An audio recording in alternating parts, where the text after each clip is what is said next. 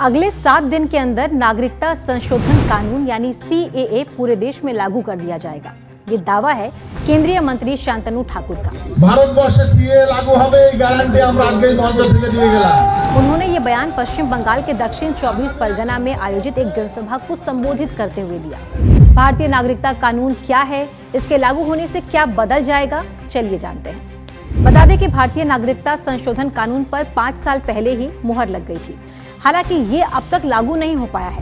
CAA को लेकर पूरे देश में बड़े स्तर पर विरोध प्रदर्शन हुए थे, खासकर पूर्वोत्तर के 7 राज्य इसके खिलाफ हैं। क्या मंजूरी मिलने के 5 साल बाद लागू हो जाएगा CAA?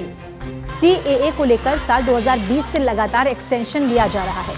दरअसल संसदीय प्रक्रियाओं की नियमावली के मुताबिक किसी भी कानून के नियम राष्ट्रपति की सहमति के 6 महीने के भीतर तैयार किए जाने चाहिए। ऐसा न होने पर लोकसभा और राज्यसभा में अधीनस्थ विधान समितियों से विस्तार की मांग की जानी चाहिए।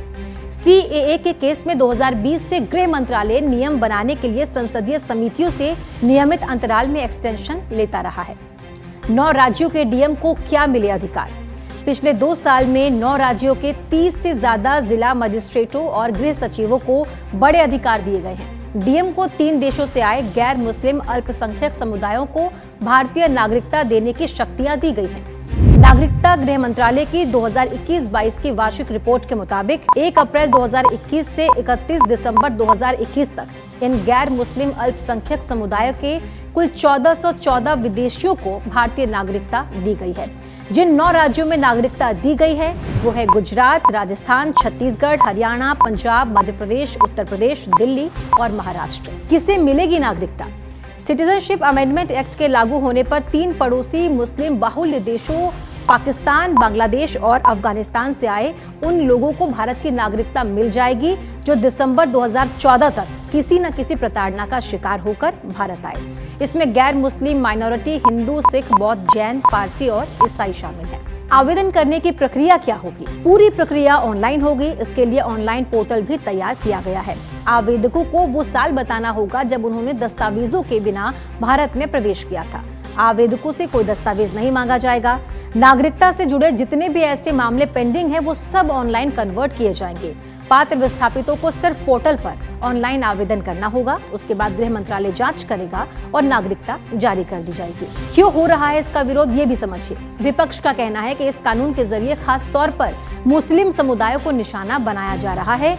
वो जानबूझकर अवैध घोषित किए जा सकते हैं। वहीं बिना वैध दस्तावेजों के भी बाकियों को जगह मिल सकती है। विपक्ष का तर्क है कि ये संविधान के अनुच्छेद 14 का उल्लंघन है जो समानता के अधिकार की बात करता है। हालांकि पूर्वोत्तर के पास अलग वजह है। वो मानते हैं कि अगर बांग्लादेश से आए अल्पसंख्यकों को नागरिकता मिली तो उनके राज्य के संसाधन बढ़ जाएंगे। एक बड़ा वर्ग ये भी कहता है कि पूर्वोत्तर के मूल लोगों के सामने पहचान और आजीविका का संकट पैदा हो जाएगा। पूर्वोत्तर के मूल निवासी यानी वहां बसे आदिवासी लोग CAA के विरोध में हैं। इन राज्यों में अरुणाचल प्रदेश, असम, मणिपुर, मेघालय, मिजोरम, नागालैंड और त्रिपुरा शामिल है। इन 7 राज्यों के मूल लोग सजातीय हैं। इनका खान पान और कल्चर काफी हद तक मिलता है, लेकिन कुछ दशकों से यहाँ दूसरे देशों से अल्पसंख्यक समुदाय भी आकर बसने लगा। खासकर बांग्लादेश और पाकिस्तान के अल्पसंख्यक बंगाली यहाँ आने लगे।